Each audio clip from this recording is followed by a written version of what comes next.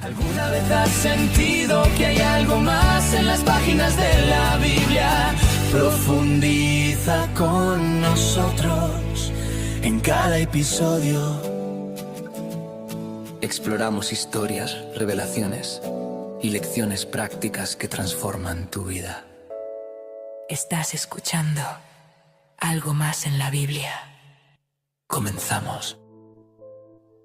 Imagínense por un momento un mundo donde la noche simplemente ha dejado de existir por completo. Totalmente erradicada. Exacto.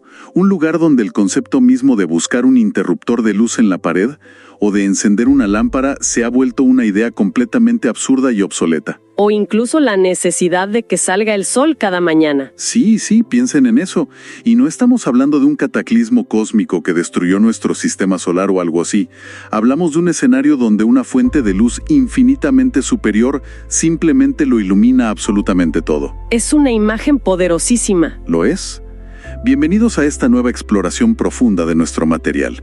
Nuestra misión de hoy es realizar un análisis detallado y minucioso de un pasaje muy específico que nos llegó en las notas de investigación. Y tenemos bastante material que desempacar hoy. Bastante, la verdad. Tenemos sobre la mesa una colección fascinante de notas exegéticas, análisis literarios y reflexiones teológicas sobre 3 versículos antiguos, pero que resultan ser verdaderamente explosivos.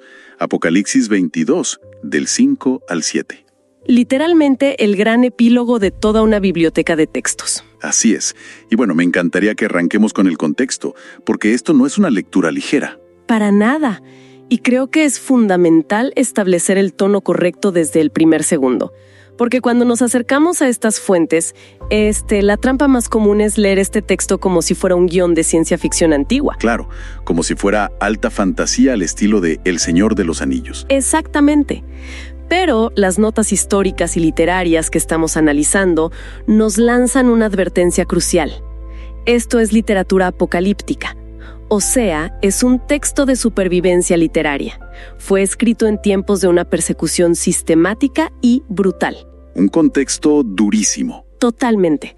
Su diseño original no era ofrecerle a la gente una vía de escape mental para, desconectarse de sus problemas.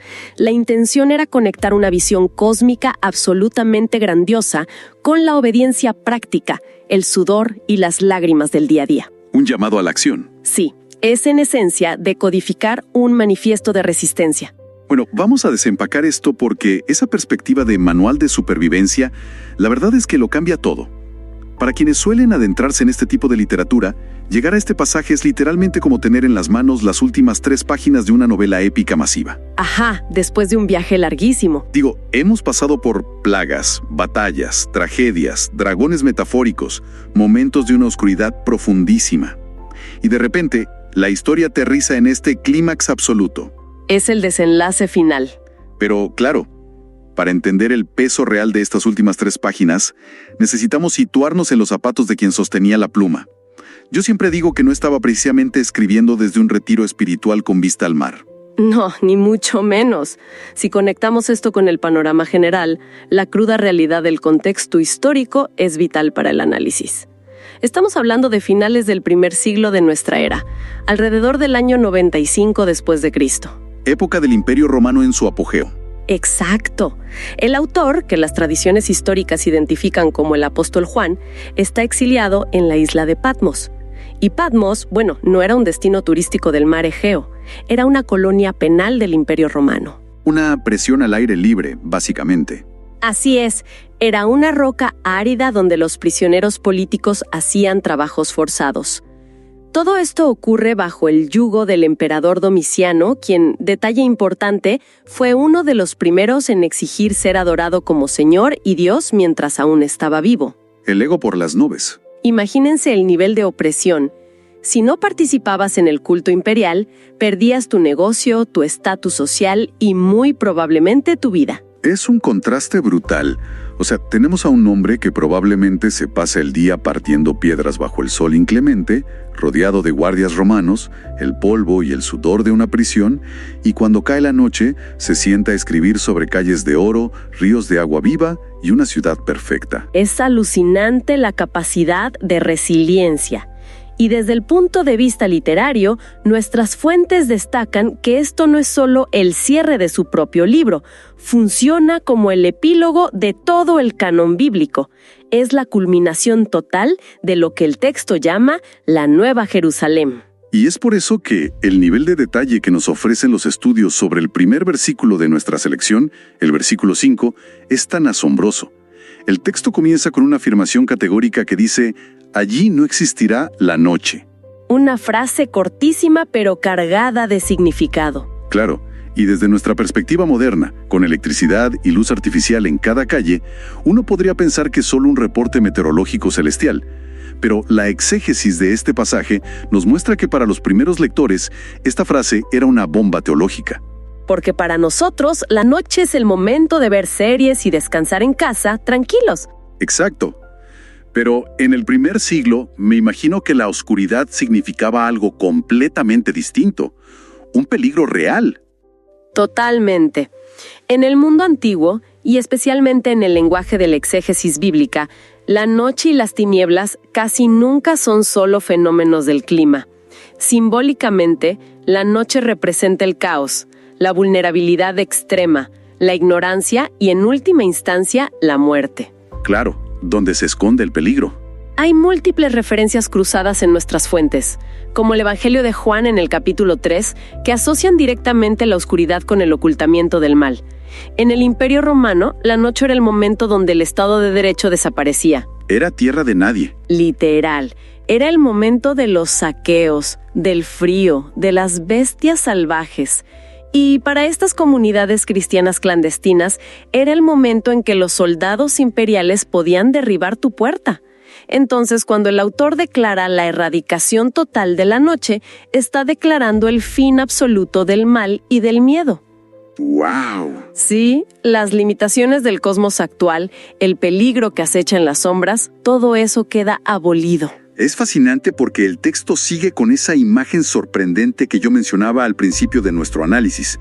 Dice literalmente que no habrá necesidad de la luz de lámparas ni del sol. Se descarta toda luz artificial y natural. Es una locura si lo piensas. Está descartando de un plumazo tanto el mayor logro tecnológico que tenían a mano, las lámparas de aceite, como el orden natural básico del universo, que es el sol. Es como saltarse al intermediario por completo. Esa es una excelente manera de verlo. Lo que las fuentes teológicas e históricas explican aquí es el profundo concepto de la Shekinah. Esta es una palabra hebrea antigua que se refiere a la presencia inmediata, inmanente y gloriosa de la divinidad, habitando físicamente entre su pueblo. O sea, ya no a través de un objeto o un lugar. Exacto. Durante siglos, los textos hebreos hablaron de que esa presencia se mediaba a través de un templo, de sacerdotes o incluso de la misma naturaleza. Pero aquí, en este análisis detallado y minucioso del clímax de la historia, esa mediación desaparece por completo. La divinidad misma sustituye todo. Es un acceso directo y total. Así es. Hay una profecía del profeta Isaías en el capítulo 60 que promete exactamente esto, que el sol ya no será la luz del día, porque la luz perpetua será directa. No es que el sol sea destruido como un castigo, sino que su función es completamente superada por una gloria mayor. Es como encender una linterna al mediodía. Ya no tiene sentido. Muy buena analogía, totalmente redundante. Y justo después de esa imagen de luz directa, el versículo 5 cierra con lo que para mí es el mayor giro argumental de todo este pasaje. Dice, y ellos reinarán por siempre y para siempre. El clímax absoluto. Es que cuando la cultura popular piensa en el cielo o en la vida después de la muerte, la imagen automática es la de personas convertidas en ángeles sentadas en una nube esponjosa. Tocando un arpa por toda la eternidad. En un estado de aburrimiento pasivo infinito. Pero este texto usa la palabra reinar. No somos espectadores, somos administradores. Yo quedé asombrado con esa distinción en las notas. Yo estoy convencida de que este es un punto donde los análisis técnicos del lenguaje original son verdaderamente reveladores. Primero, hablemos de la duración. La frase griega original que se traduce como por siempre y para siempre es eis tosionas tonaionon. Suena imponente. Lo es. Es una forma de superlativo semítico muy contundente. No solo significa un tiempo muy largo, sino una eternidad absoluta e ininterrumpida.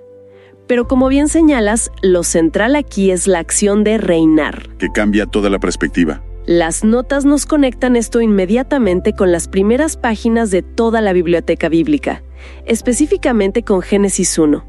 El propósito original del ser humano no era ser un adorno pasivo en un jardín utópico, era coadministrar y cuidar la creación material como representantes físicos de lo divino. Básicamente, el diseño original era ser los gerentes de operaciones del universo. Exactamente. La narrativa bíblica plantea que la rebelión humana frustró y corrompió ese propósito gerencial, convirtiéndolo en dominación y explotación. Pero este versículo 5 nos muestra a la humanidad recuperando esa vocación original en su estado más puro. Un regreso al plan A. Es un reinado participativo. Quienes alcanzan esta etapa comparten la soberanía administrando una creación física y restaurada en perfecta armonía. Y es crucial entender que no se trata de una dominación autocrática como la de los césares romanos. Es un gobierno de servicio bajo la autoridad directa de la fuente de la vida. Ese contraste debió ser como un balde de agua fría para los primeros lectores. Estaban siendo aplastados por el reinado temporal, opresivo y violento de Roma. Y el texto les dice, tranquilos, ustedes son los que van a reinar eternamente, y no a través de la violencia, sino del servicio. Un cambio de paradigma revolucionario. Totalmente. Ahora, al pasar al versículo 6, las fuentes marcan un cambio de escena que parece sacado de una película. Venimos de esta toma abierta, cósmica y majestuosa de luz infinita y reinados eternos. Y de repente, la cámara hace un corte abrupto. Un cambio de ritmo brutal. Un ángel interrumpe la visión y le dice al autor, todo lo que has oído y visto es verdadero y digno de confianza. Yo me imagino a este ángel apareciendo de la nada con una tablita con pinza y un sello de goma, actuando como un notario celestial para certificar que el Apocalipsis es oficial y legal. Es una analogía muy gráfica y bastante acertada. Lo fascinante aquí es el uso del vocabulario original para esa certificación. Las fuentes resaltan que la traducción digno de confianza proviene de la palabra griega pistos. Pistos, ¿ok? Referirse a documentos oficiales irrefutables, a algo que tiene una fidelidad absoluta a la realidad. Y aquí es donde el contexto histórico brilla de nuevo. Me imagino que por la propaganda romana. Exacto. Imagínense a los destinatarios de esta carta. Estaban bombardeados 24/7 por la maquinaria de relaciones públicas del Imperio Romano. Roma basaba su poder no solo en las espadas, sino en el engaño, en la propaganda sobre quién era realmente el soberano del mundo. Y en esas falsas promesas de paz eterna. La famosa Pax Romana, que en realidad se mantenía a base de crucifixiones y terror constante. O sea que el Imperio Romano básicamente inventó las fake news institucionales. 100%. Y este ángel está actuando como un fact-checker independiente, verificando la información. Les está diciendo, no se crean el cuento de la propaganda imperial. Esta visión que acaban de leer es la única realidad pistos, la única verdad verificada. Tal cual, para esta gente asediada por la duda, que veía sus negocios quebrar y a sus familiares siendo arrestados, que el mensajero declare que esta visión es pistos, es un ancla psicológica inmensa. Es la garantía divina diciendo que el imperio que los oprime hoy es temporal y es una ilusión de poder. Que la realidad definitiva es esta promesa. Así es, pero esa promesa viene acompañada de un elemento de inminencia que suele causar mucha confusión. El versículo 6 termina diciendo que se ha mostrado a los siervos lo que pronto sucederá. Y claro, nuestras fuentes exegéticas dedican páginas enteras a desmenuzar esa pequeña palabra, pronto. Totalmente, porque cualquiera que lea esto con una mentalidad moderna, con un calendario en la mano, va a decir, a ver, han pasado casi 2000 años desde que se escribió este texto en la isla de Patmos. Exacto, no parece muy pronto que digamos. ¿Qué definición de pronto estamos manejando aquí? Es la gran pregunta. Es una de las tensiones más grandes del texto, y aquí es donde nuestro análisis detallado y minucioso aclara el panorama. El término griego utilizado es entachei. Entachei. Ajá. Desde nuestra mentalidad estrictamente cronológica occidental, pronto significa el próximo martes, o a más tardar el mes que viene. Pero los análisis lingüísticos nos indican que entachei denota una inminencia de carácter teológico, no necesariamente una inmediatez en el reloj humano. O sea, no es una fecha límite en un calendario. Movimiento y Una vez que el desenlace comience a manifestarse visiblemente, se desenvolverá de manera rápida y sin interrupciones. Es como cuando vas en un viaje largo por carretera con niños y preguntan desde el asiento trasero si ya vamos a llegar. Y uno como adulto responde, ya casi estamos ahí, falta poco. Una situación muy típica. Claro, no les estás dando la hora exacta de llegada del GPS. Les estás comunicando la certeza de que el viaje tiene un destino seguro y que la llegada es inevitable, para que no pierdan la esperanza en el trayecto, básicamente. Esa es una ilustración perfecta.